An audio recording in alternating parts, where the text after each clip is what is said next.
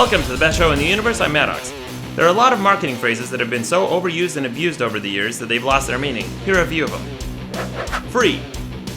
There's nothing that makes me want something less than the word free. I've seen people line up at state fairs for 45 minutes for a free hot dog. Hey idiots, it's only free if your time isn't valuable. You know that time you spent waiting in line like a slave? You could have gotten a job for minimum wage and earned enough to buy an entire package of hot dogs. But why would you want to? Hot dogs taste like the inside of my dick. And when you factor in the cost of admission and the cost of ingredients, you always end with a deficit. Also, companies like freecreditreports.com are reprehensibly misleading with the word free. By law, you're entitled to free credit reports from the 3 major credit reporting agencies. Freecreditreports.com isn't how to get those reports. In fact, when you go to their website, they make you sign up for some odious bullshit called Triple Advantage, which charges you $14.95 per month. I used to work for a telemarketing company, and guess what kind of worthless crap we try to sell you all the time?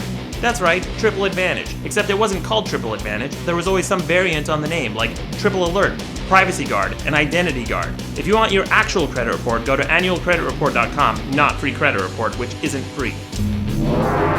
Vintage. When did the word vintage stop meaning old and start meaning old piece of shit? If someone from the 50s were to infer what the word meant based on Craigslist ads today, he or she would conclude that it meant rusty, worn, and shitty. Anything that looks old and busted these days is called vintage. Hipsters love this word because they're not bold enough to create their own style. The problem is, vintage usually needs to be qualified. It's like the word era. You can't just say era and have it make sense. Vintage means the time when something was produced. So when you say, hey, check out my vintage shoes, what I hear is, hi, I'm a fucking idiot. Event.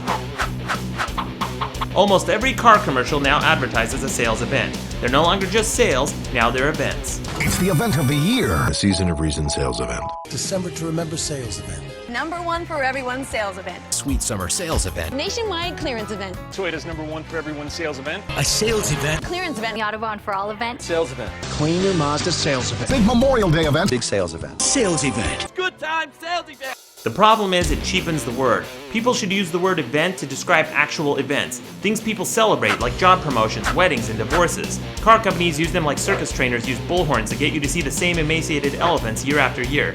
These so-called events aren't even special circumstances unless you count free hot dogs as a special event. They sell the same shitty cars every day, regardless of their belabored sales pitch. Sale. I've seen companies use the word sale week after week all year long. If everything's on sale, then nothing's on sale. Sale doesn't even mean good deal or bargain anymore, it just means that you have things available for us to buy. You know how else we can tell that you have things available for us to buy? Because you're a fucking store. People buy things from stores. You don't have to tell us that you have things available for us to purchase. We know. We fucking know. Grand opening. Grand openings used to mean something before the advent of cheap marquees and banners. Now stores open with the words grand opening permanently etched into their storefront. If you didn't just open to the public for the first time, it's not a grand opening. That's just called opening. In fact, they make a sign for that. It's called an open sign. Save. Every time I hear somebody use the word save, what they really mean is spend. When you see a sign that says save 10%, what they really mean is spend 90% more than you would have spent. You don't save money by spending money. That's called spending. If you're not sure whether or not you're saving or spending money, here's a quick flowchart to help you out. Step 1. Do you have money in your pockets? If you answered yes, good. Leave it there. That's it. Soon you'll be on your way to actually saving and not spending. Now it's time for viewer mail. The first email comes from Ted, and Ted writes, Yo, WTF, I love you, man. Dude, did your website get hacked again, or did you actually become such a giant faggot? What the fuck is this shit about a son? You got fucking married? Why the fuck would you have a kid, man? You know how shitty kids' artwork is. God, I loved your website and used it for so many years, but now you're the biggest fag ever. Fuck, man, I don't even know what I'm gonna do with myself. Plus, you tried tofu? I hope you burn in hell, motherfucker.